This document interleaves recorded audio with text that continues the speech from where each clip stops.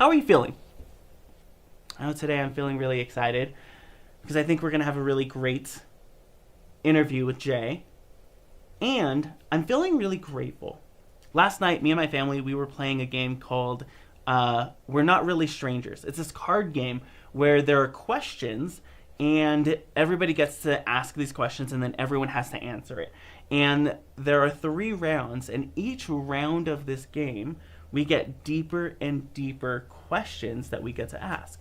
So we pull a card and it starts off kind of shallow. You know, what do you think my favorite movie is? Or why do you think I do the work that I do? And then it gets deeper and deeper. So one of the questions was, what part of yourself do you see in me? Or what have you learned from some of our interactions together? And it was really cool as I was asking this question to hear my family tell me, Sean, what I see in you is leadership, is initiative. What I see in you is kindness, is love and inclusive love. So it's a love that lasts to and is spread to everyone around you.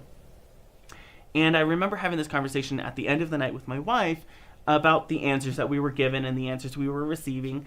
And we really began to identify something called the law of identity.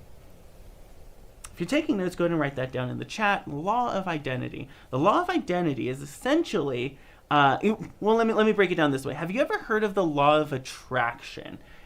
There are some different types of definitions when it comes to the law of attraction. I get this question asked a lot. Sean, do you believe in the law of attraction? You believe in abundance? You help people live in abundance?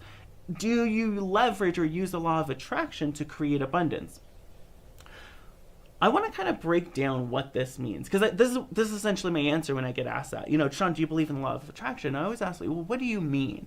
Because there's so many different definitions. How I define law of attraction is really through the law of identity. And we know this from a psychological perspective. If you know who Brené Brown is, she has identified a couple of different truths. Number 1, that we are feeling creatures who occasionally think, not thinking creatures who occasionally feel.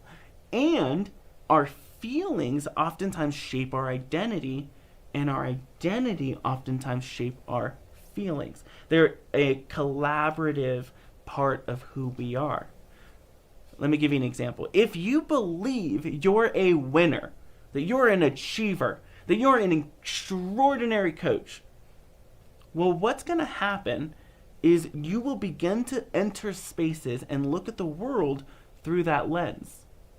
Now, if instead you believed you were a cheater or a thief, well, guess what? You would enter spaces looking through that lens. You would find things or opportunities to steal or cheat.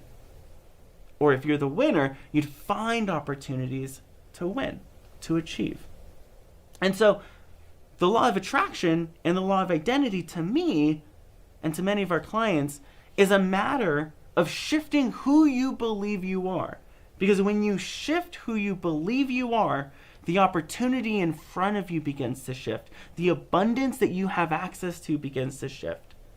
If you begin to shift your identity, you will then begin to not just attract, but find and identify different opportunities.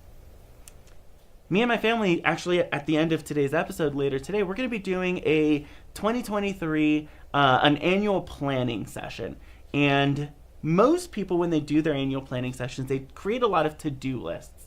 They create, okay, I want to do this in January, I want to do that, I want to travel here, I want to do this, I want to do that. And what we start off with is, instead of a to-do list, we start off with a to-be list and a to-feel list. Who do you want to be when you show up in the world next year?